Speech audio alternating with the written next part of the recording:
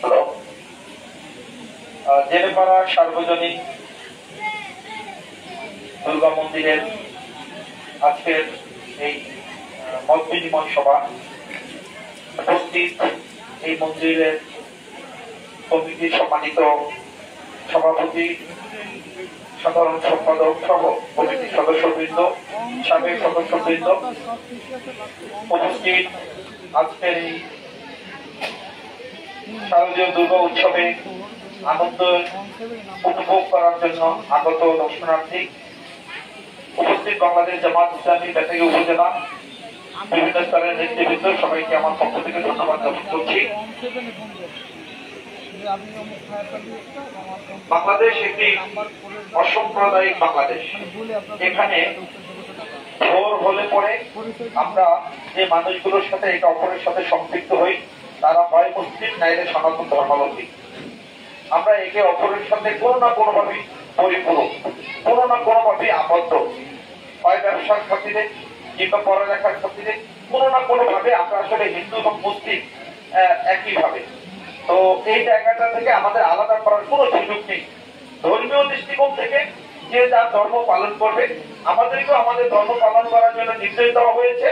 আপনাদের ধর্মগ্রন্থে আপনাদেরকেও আপনাদের ধর্ম পালন করার জন্য নির্দেশ দেওয়া হয়েছে।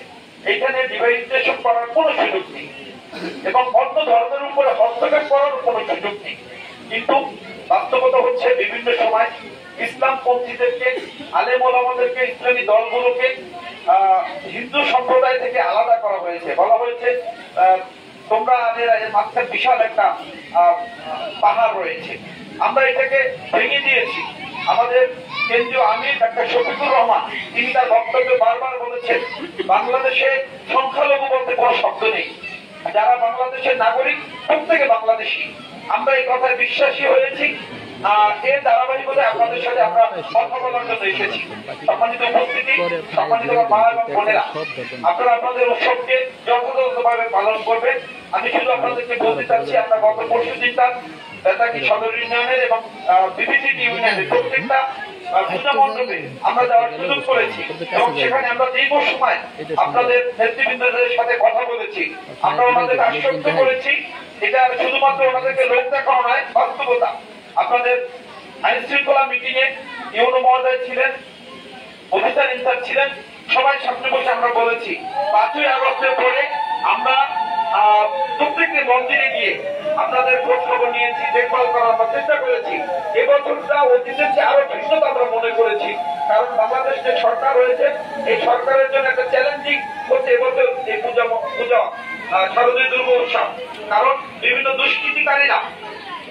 দুষ্কৃতিকারীরা পূজা মণ্ডপে গিয়ে কোনো না কোনো ভাবে অন্যায় সাধন করে পূজা মণ্ডপকে বিঘ্ন করার জন্য কাজ করে পরবর্তীতে এইটা অন্য একটি পক্ষকে চাপিয়ে দিতে পারে। এই জন্য আমরা আইন শৃঙ্খলা মিটিং এ বলেছি আপনাদের প্রত্যেকটি পূজা মণ্ডপে অবশ্যই সিসি ক্যামেরা রাখতে হবে। আইন শৃঙ্খলা বাহিনী যারা রয়েছেন তারা সতর্ক রয়েছে। আমরা আমাদের জায়গা থেকে বলেছি কখনো কোনো ধরনের প্রয়োজন হলে আমরা আপনাদের পাশে থাকবো। গতকালকে একটা অনাকাঙ্ক্ষিত ঘটনা বেতাগীতে ঘটতে যাচ্ছিল। ইউনো মহোদয় রাত্রে 8 থেকে 10 বার ফোন দিয়েছেন, 4:30 সময় অতি মহোদয় ফোন দিয়েছে। আমি সফল হয়েছি, আপনাদের কাছ থেকে আমরা আরো একটু সহযোগিতা চাচ্ছি। আমরা বলেছি, আমাদের নেতৃবৃন্দকে বলেছি,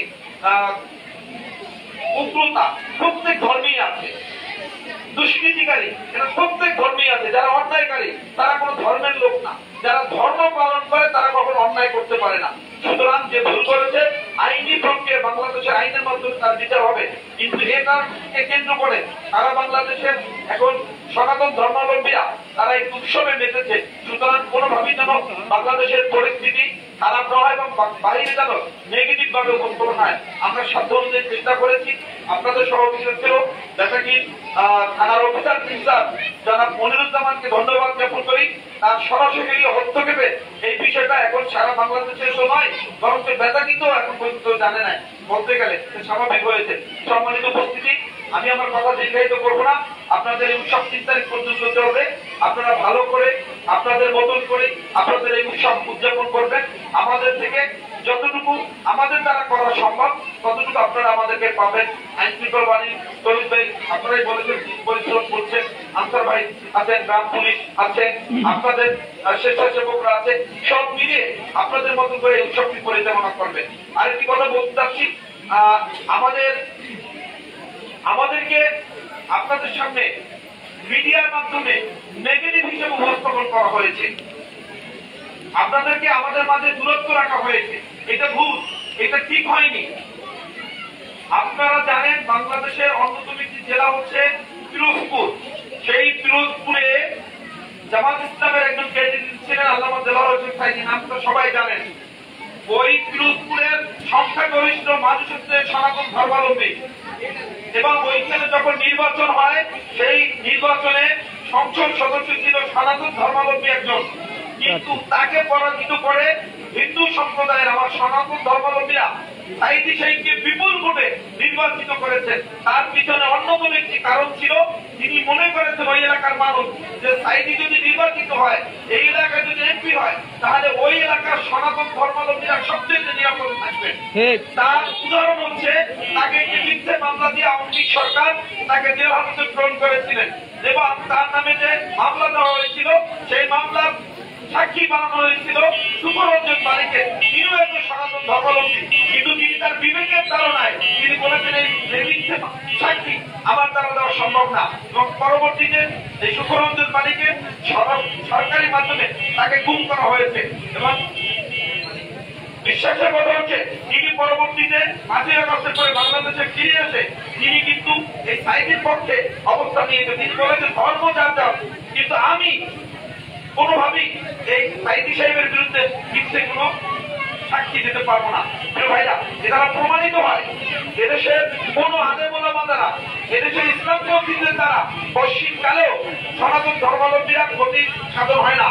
আপনারা বিবেকের কাছে প্রশ্ন করুন, 5ই আগস্টের পরে আপনাদের হিন্দু সম্প্রদায়ের সনাতন ধর্মাবলম্বীদের কোন বাড়ি ঘরে কি কোন আলেম ওলামা হামলা করেছে? বলতে পারবেন? আপনাদের ব্যবসায় কি ভাগ বসিয়েছে? আপনাদের মেয়েদের উত্তপ্ত করেছে? আপনাদের কাছে চাঁদাবাজি করছে যে আপনাদেরকে এটা দিতে হবে? আমি চ্যালেঞ্জ করলাম শুধু বেচা কিনা সারা বাংলাদেশে কোথায়ও জামাত ইসলামী ছাত্র শিবিরের ছাড়া সনাতন ধর্মাবলম্বীর কেউ স্বাধীনতার পর থেকে অদ্যাবধি পর্যন্ত কোন ক্ষতির সম্মুখীন হয়নি।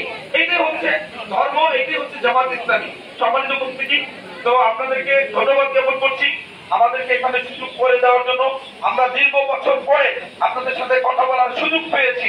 এই কথা আজকেই সীমাবদ্ধ থাকবে না, এই কথা যেন আমি একটু আপনাদের সাথে কথা বলতে যাই পারি, এবং আপনাদের প্রয়োজনে সবার আগে যেন আমরা এগিয়ে আসতে পারি, এটাই হোক আমাদের প্রত্যাশা।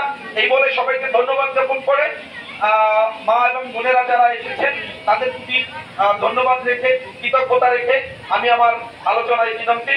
সবাই ভালো থাকবেন।